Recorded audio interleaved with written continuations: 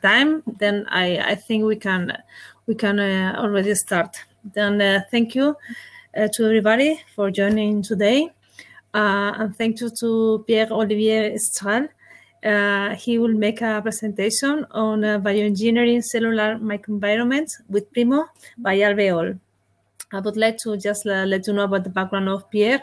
Pierre-Olivier got his PhD in cell biology, and he has been working in mechanobiology for many years, so he has a really deep training on bioengineering. He joined Alveol as senior scientist on January 2017. Then welcome, Pierre. We are looking forward to listen to your talk.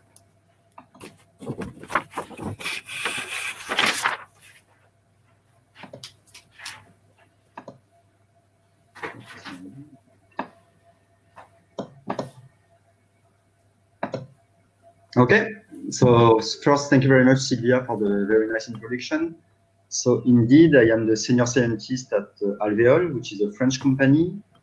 And today I would like to talk about technology that we have developed and that is now commercially available. And this technology is named Primo. And as you will see, this is, I would say, a convenient solution for researchers to create and to take control of the cellular microenvironment. So this is the outline of the presentation I would like to give today. So first, of course, I will present you the Primo technology. And basically, I would like to share with you what it is and how it works. Then I will give you an overview of all the applications you can think of when using the Primo technology. So first, I will mention some experience done by our users in the family of application of micropatterning. Then I will talk about hydrogel structuration for 3D cell culture. And finally, I will show you some data on microfabrication. Before the Q&A session, I will play a few videos so that you can have a glimpse of how the technology works and how you can use it on a daily basis in your lab to take control again of the cellular microenvironment. So Primo.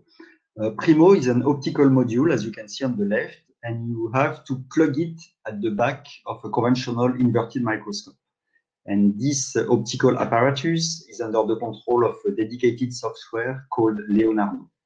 And the combination of this inverted microscope, Primo system, and Leonardo software will help you project UV light in a very controlled manner onto your sample of interest that is placed on the microscopic stage of the microscope. And this light that you can tune and shape on demand will help you take control of the cellular microenvironment. So there are three main families of applications, as I said before. So micropatterning of biomolecules. So this is a fact to print a biomolecule with a micrometric resolution on the surface. Then I will talk about hydrogel structuration and microfabrication. So first, let's focus on to the surface functionalization part. So as I said before, the Primo system is able to shine light in a very well-controlled manner. And this is possible thanks to the optical arrangement that you can see on the right part of the slide. So if you open the Primo system, this is what you can find inside. So first, we have a UV laser at 375 nanometer, and the laser beam can go through a set of lenses and mirrors in order to be expanded so that the light will be able to shine the whole surface of this electric compound called DMD. So DMD stands for Digital Micromirror Device, and you can have an idea of what it looks like on the bottom right panel. So actually, the surface of the DMD chip is not homogeneous. It's made of thousands and thousands of individual micromirrors, and each micromirror can be controlled by the Leonardo software. And by controlling all the micromirrors of the DMD chip, the Primo system will be able to reflect light in a very well controlled and precise manner through the objective of the microscope directly onto your substrate of interest. So this is, I would say, the classical workflow you have to go through when using the Primo technology. So the first step consists on designing an image. And this image can be designed on any software like ImageG, PowerPoint, Inkscape. Images can also be downloaded from the internet if you want. And as you can see, there is no restriction in terms of image size. You can load any images into the software. Interestingly, these images can be of 8-bit format, meaning that you can have 256 different gray levels onto these images that you then load into the dedicated software. So on the central part of the slide, you can see the Leonardo software, what you can see on the screen of your computer when you're using the Primo technology. And as you can see, first on the central window, you can have a view of your samples. So in this case, this is a 96 well, a well of a 96 well plate. But this could be any kind of substrate, microfluidic chambers, it could be a glass slide, it could be any kind of biological substrate. Then what you have to do is basically to load an image into this software, and onto the software you will be able to control all the parameters of the UV light illumination by Primo. So of course you can control the UV dose that will be locally projected on the surface, but you can also replicate your image of interest as many times as you want. You can control the pitch in between these replicates because the system is able to control the stage displacement of the microscope.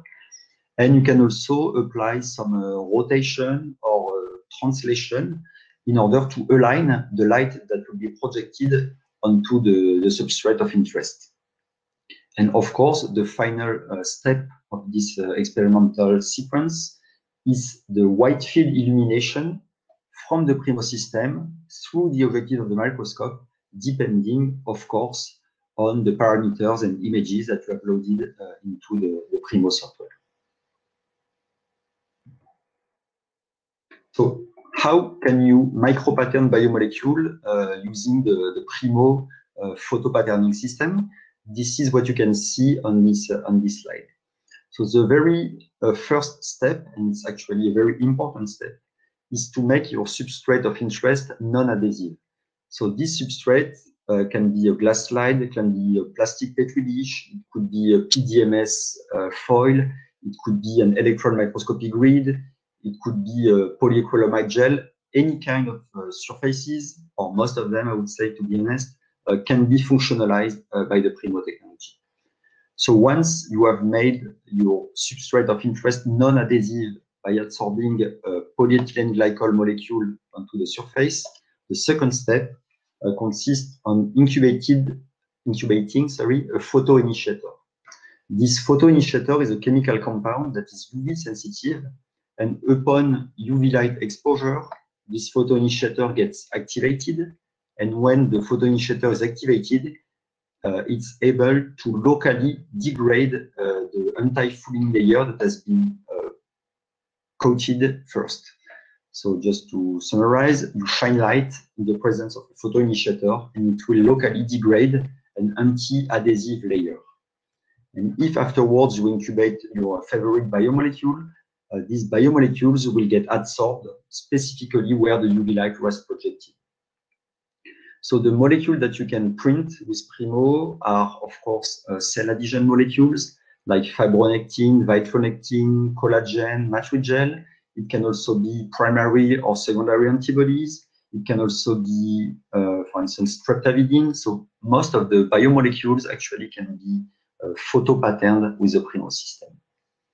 Interestingly, you can repeat these steps a second and eventually a third time in order to print not only one, but maybe 2 or 3 biomolecules onto the same substrates without any alignment issues and with minimal cross-linking between the 2 biomolecules population.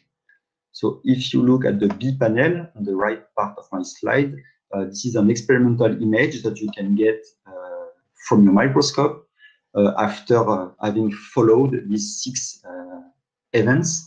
And as you can see, you end up with this image where 2 biomolecules has been printed. You have a cross made of M cherry, so it's a red fluorescent molecule, and you have these dots of purified GFP molecules that are nicely aligned with the first micropattern. Interestingly, because the micromirrors of the DND chip can flip on and off at very high frequencies, you can locally tune the density of biomolecule that you will be able to graft on the surface. And this is quantified on the bottom right panel, the C panel.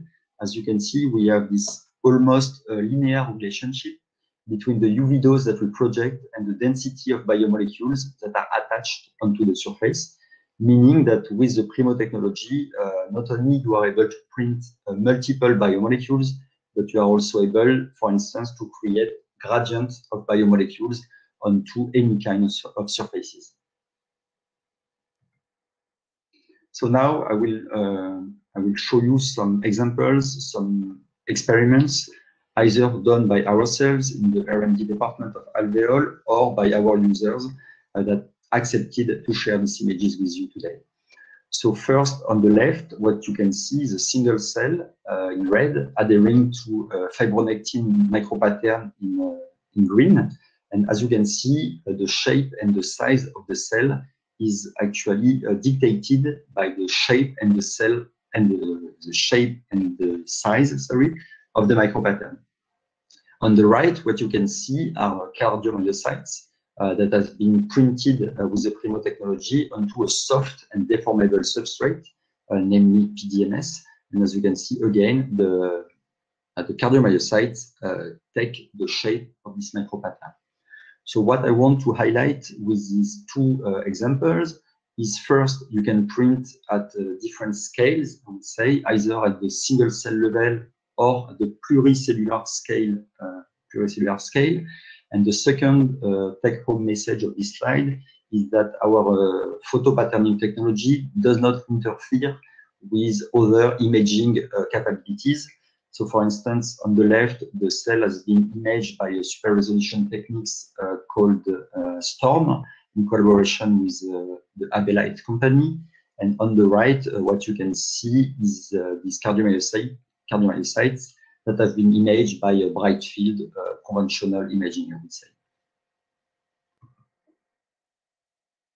So not only when using the Primo technology, you can print onto flat surfaces, but you can also use this technology in order to functionalize 3D substrates.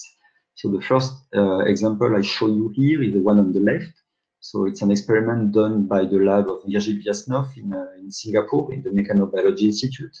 And what they did here is to use Primo in order to functionalize microwells in 3D with a high throughput in order to control the 3D organization of cells. What they also showed in this nice paper, actually, is that not only the shape of the cell is controlled in 3D by the micropattern, but also the positioning of the organelles is affected by this 3D cellular organization.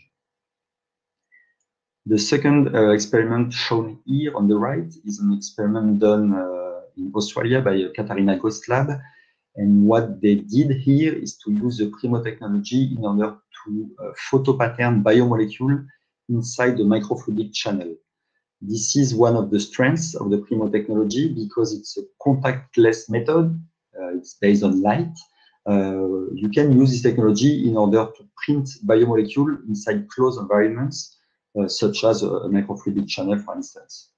And so what you can see on the right is actually a chymograph. So you have a single cell shown in blue that is migrating inside a microchannel. And when the cell encounters the micropattern area shown in red, the cell gets activated and immobilized inside the microfluidic channel. And the molecule that has been printed here is an antibody. So interestingly, recently, Leah Engel from Stanford University nicely showed that this photo patterning approach that I'm describing is also doable on 2 electron microscopic grids. And the nice thing here is that the protocol is exactly the same. So you have to make your EM grid non-adhesive by adsorbing polyethylene glycol, and then you project UV patterns of light with Primo in the presence of the dedicated photoinitiator, exactly as I explained before. This is the same protocol. And the good thing, so maybe you are not familiar with the challenges in EM, but what is complicated when doing electron microscopy is to find, I would say, the proper cell at the proper location where the cell can be imaged. So, for instance, if you look on the left part of the slide, this is what you get when the EM grid is not locally functionalized by photopatterning. So this is, I would say, a random cell seeding onto the grid. And you can see that most of the cells actually adhere not on the central window that you can image, but actually on the border of these windows. And what has been shown in this nice paper from the Mahani group, for instance, in this field of view, only 2 cells are actually suitable for further imaging. These are the 2 cells shown here with these white arrows. So, of course, it takes a lot of time, so it's time consuming. It's also money consuming to find the proper cell that you will be able to image. And for this challenge, I think, and we strongly believe that photopatterning is a very convenient tool that will, I would say, speed up the EM acquisitions. So if you can see on the right, when photopatterning with Primo has been applied, you can see that you have much more cells that are nicely located at the central part of the window where the cells can be imaged. So this is, I would say, something very convenient to place your cells of interest onto a specific area where you can image the cells. But not only you can place the cell, you can also control its shape, if that's something that is interesting for you. Just to give you an idea of what you can think of, onto EM grid, what we did is to micro-pattern 2 different geometries. On the left, sorry, we have this asymmetric shape where the cells is nicely polarized. And in contrast, on the right, the cell adhere to this donut shape micro-pattern, and the cell is mostly circular in this case. And of course, these geometries strongly impact, for instance, the cytoskeleton organization. So that's a way to also control the cells and also to have, I would say, very reproducible data, because all the cells will get the same shape and size. So not only you can study, I would say, static events like I just showed, but you can also study dynamic behavior of cells, as you can see on this slide. So on the first panel on the top, what you can see is a piece of brain from a chick embryo that has been placed at the center of a laminin, very complex micropattern. And as you can see over time, the neurons are able to escape the experiment and to grow only onto the laminin lines. So this is a way, I would say, to organize neurons into space using photopatterning with Primo. The second example I show on the bottom left is an experiment done by the team of Aurélien Roux at the University of Geneva. And what these guys are interested in, among other things, of course, is to study how the cells respond to different densities of cell adhesion molecules. And as you can see on this video on the left, the cells have a tendency to move towards the upper arm, where the density of fibronectin is higher as compared to the bottom arm, where the fibronectin concentration is lower. And the last experiment I would like to show you in this family of micro-patterning experiments is the one shown on the bottom right. So it's a courtesy from Thomas Debon and Vincent Studer at the University of Bordeaux. And what they did is to use photopatterning in order to pre-position primary hippocampal neuron on a glass slide.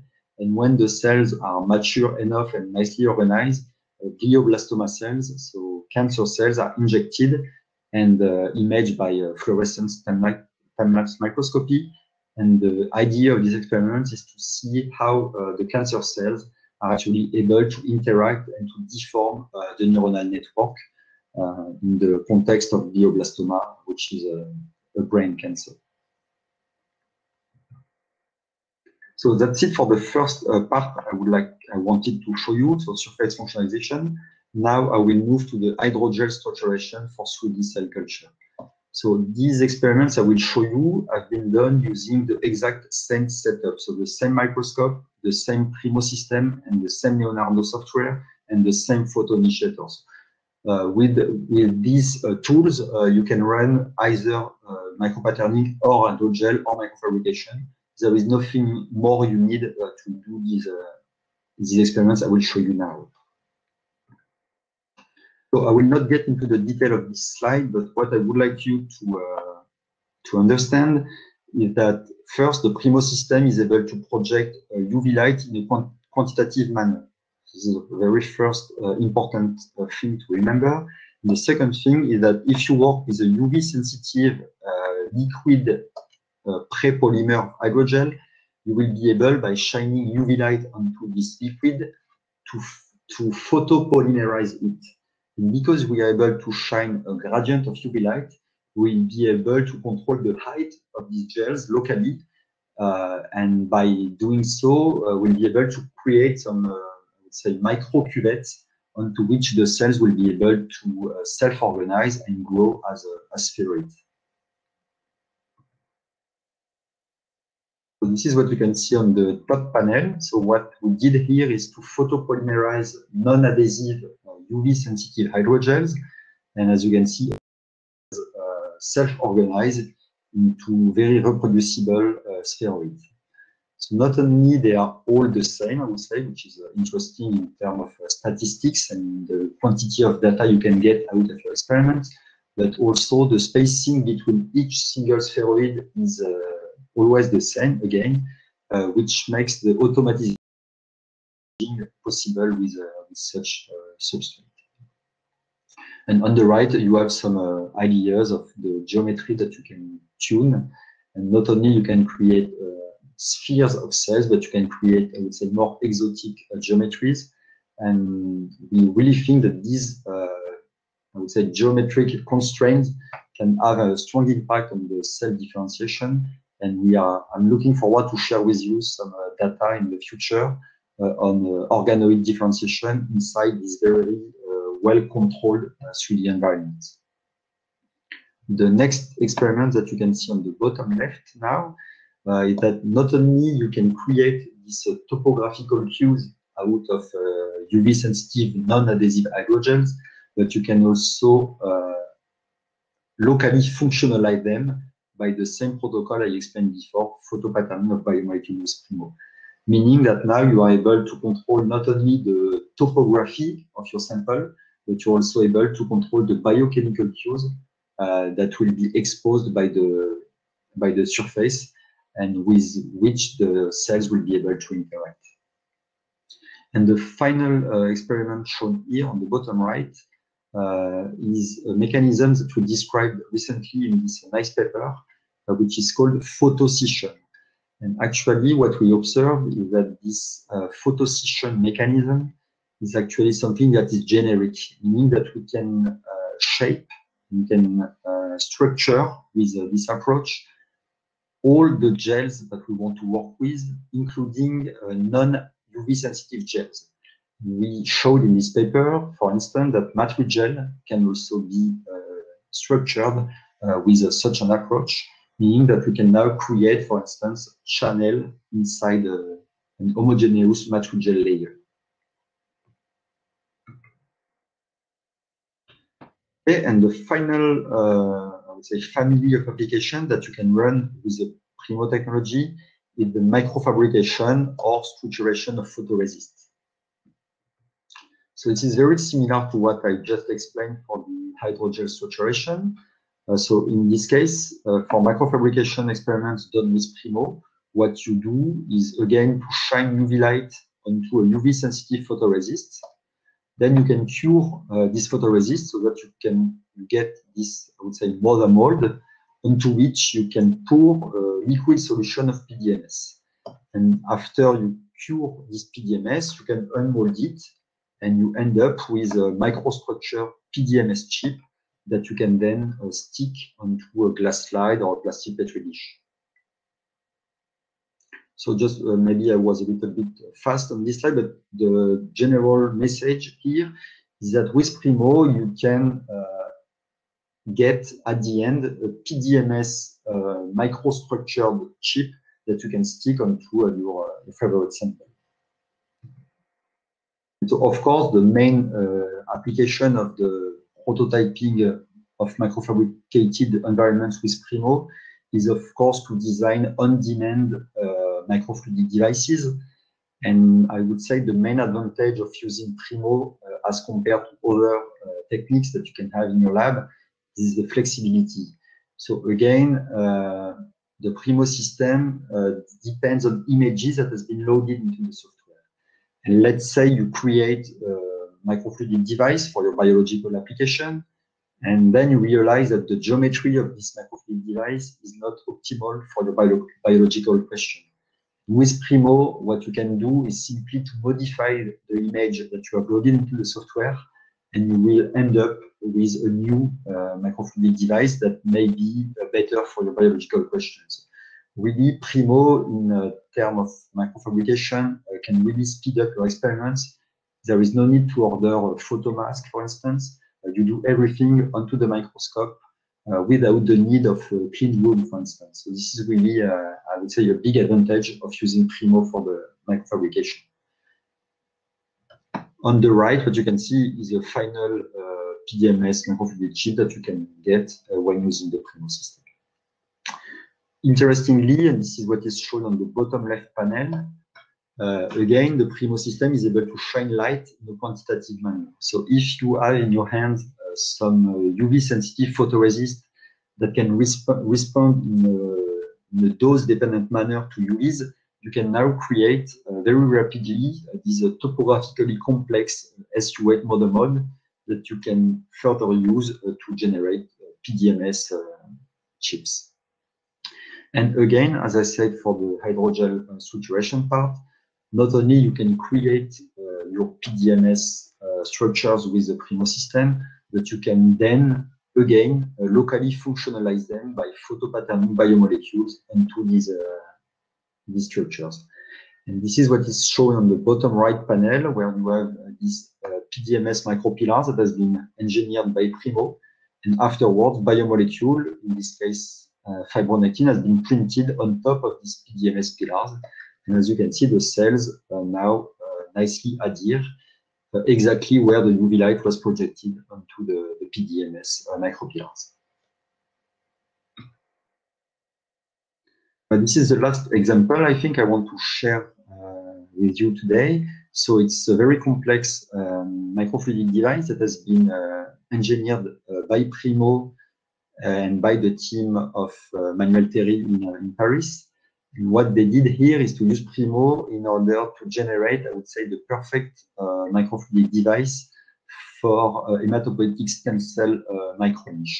And so what they did is basically every day to add or to remove some channels so that they at the end are able to inject the proper cells in the proper matrix with the proper medium and the proper, I would say, biomolecules inside this very complex microfluidic channel that has been able to optimize very rapidly with the Primo system. Okay, so before the Q&A session, as I said before, I will play a few videos. So I will mostly focus on micropatterning here, and I will show you the general workflow when using Primo for a micropatterning experiment.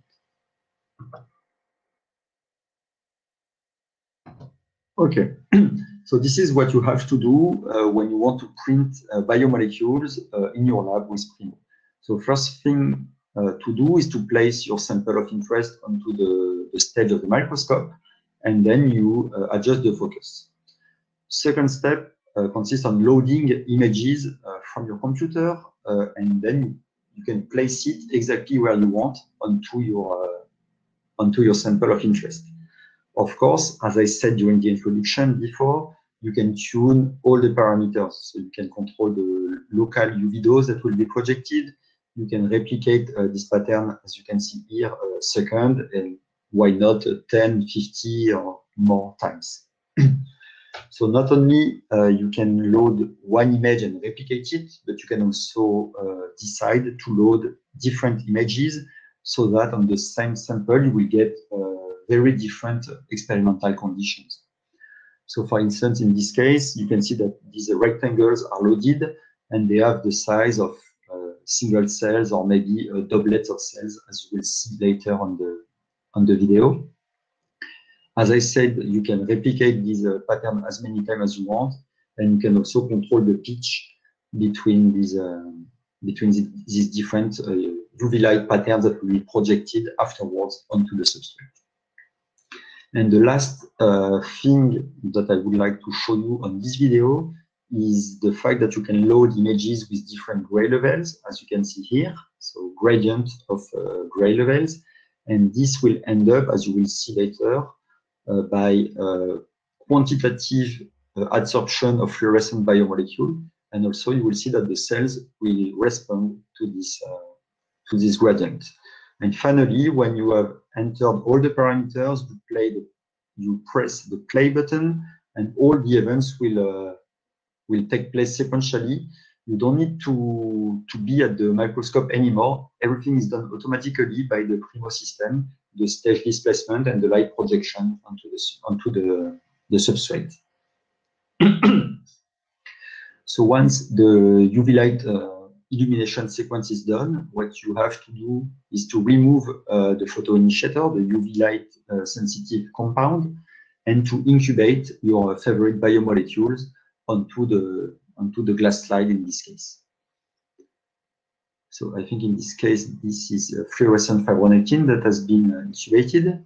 And typically, depending on the concentration and the biomolecules, yes, 3 to 5, maybe to 10 minutes is sufficient for the biomolecule to get adsorbed onto the substrate.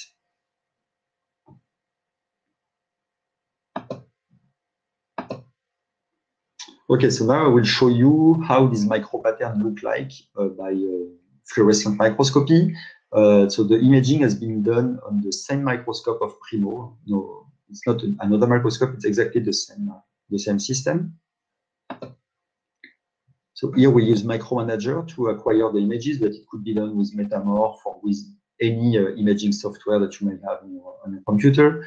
And so this is the first micropattern, the last micropattern I showed you. So this is this gradient of my biomolecule, and you can see the profile of intensity, which is very similar to what you can expect. These are the other quantitative micropattern, I would say. These are the rectangles for single or doublets of cells that you will see at the end. And these are the more exotic pattern with this circle and star.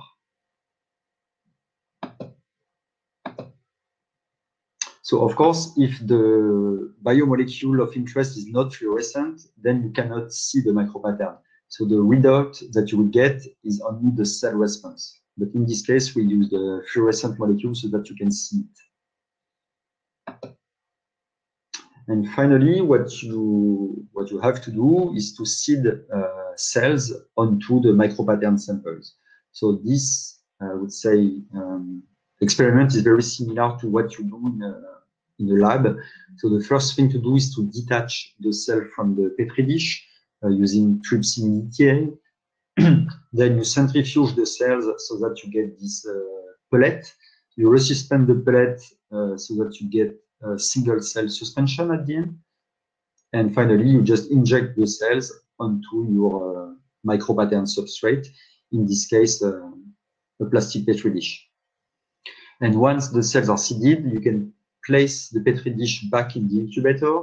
And again, depending on the cell type and the biomolecules, it can take between 20 minutes and 1 or 2 hours for the cell to adhere and spread onto the micropattern.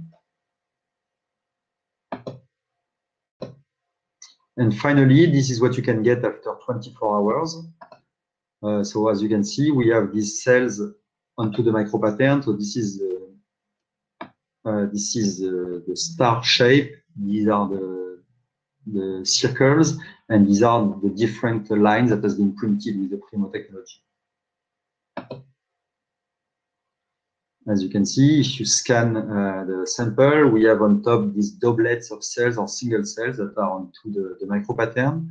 And this is just to show you that the geometry and the organization of the cells is really under the control of the micropattern that has been printed with the Primo technology. And maybe if I can go back a little bit. Oh, sorry. As you can see here, where a gradient of biomolecule has been printed, you can see actually that the cells are able to respond to these different densities of biomolecule by extending some protrusions that actually will retract afterwards when the density of biomolecule is not sufficient.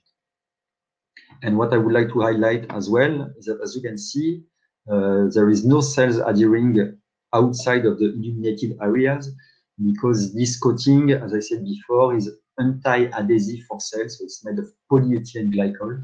So no biomolecules can stick and no cells can stick outside of the illuminated areas. Okay, so as a conclusion, just to summarize what I just said, so the Primo system that you can see on the left is an optical module that you plug at the back of any commercially available inverted microscope. This system will allow you to project UV light in a quantitative manner with a micrometric resolution through the objective of the microscope, and this is done based on images that you have designed and loaded into the software. This UV light that you can now tune and shape on demand can be used in order to micropattern biomolecules like cell adhesion molecules, antibodies, streptavidin, etc., onto most of the cell culture substrates used in cell biology labs. So it can be glass, it can be plastic, it can be PDMS, polyacrylamide, hydrogels, but also electron microscopy grids. With this system, you can run experiments at multiple different scales, from the purified molecules range up to the tissue micropatterning if you want. Finally, you can also prototype microfabrication experiments with Primo without the need of a clean room and with a lot of flexibility and versatility. And you can also structure and functionalize hydrogels for reproducible 3D cell culture.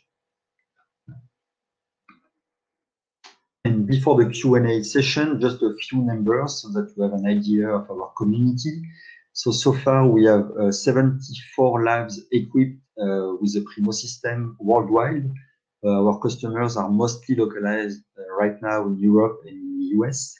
And more than 40 papers have been published with the Primo technology in the field of micropatterning, but also hydrogel structuration or prototyping of microfabrication experiments. Okay, so with that, I'm done. I hope you enjoyed the talk. I'm now ready to answer any questions you may have. Thank you so much, Pierre-Olivier. It was very, very nice talk, and you have shown very impressive pictures.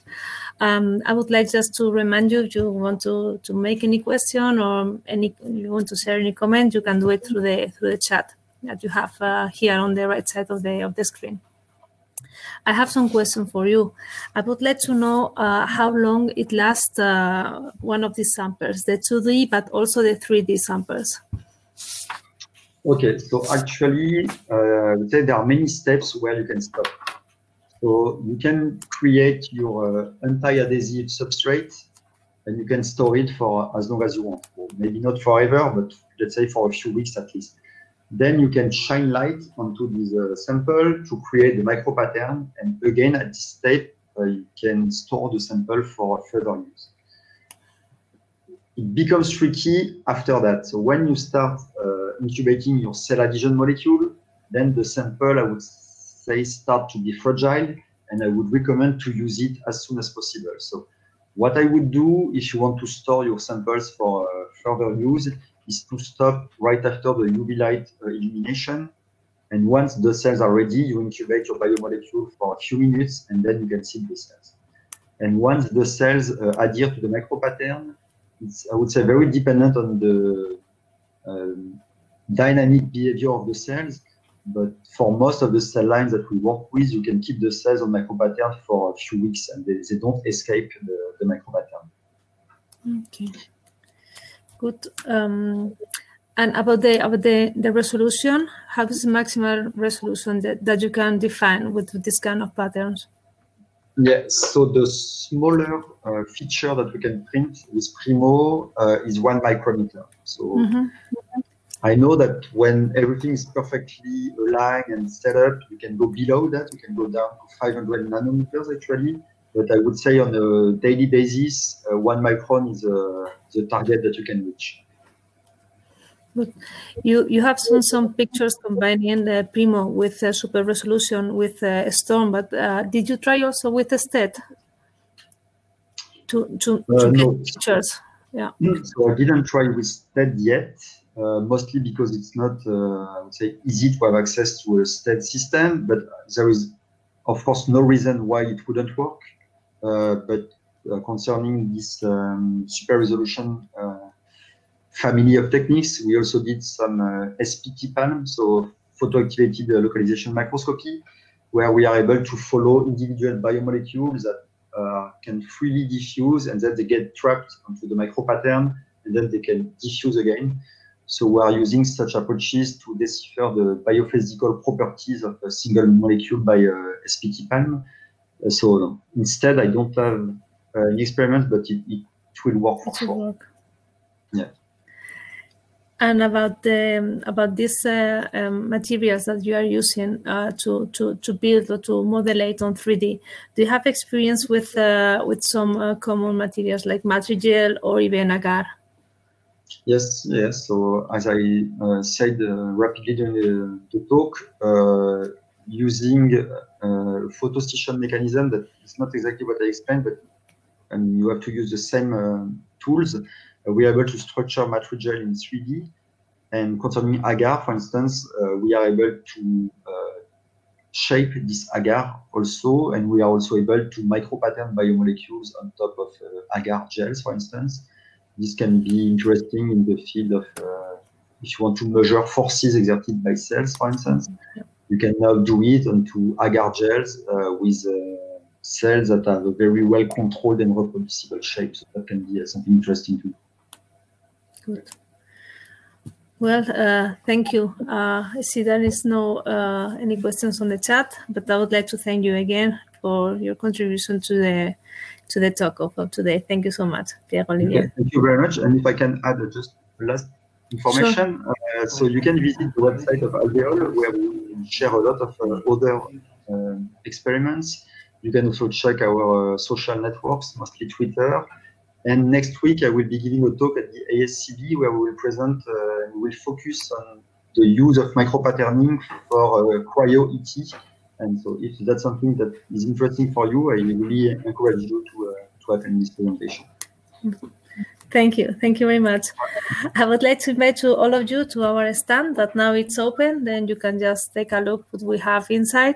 And I would like also to remind you that tomorrow we are going to have a very nice talk from Nikon talking about artificial intelligence, and also from Averio in the evening talking about super resolution. Thank you to everybody for coming today. Have a nice evening. Bye. Bye.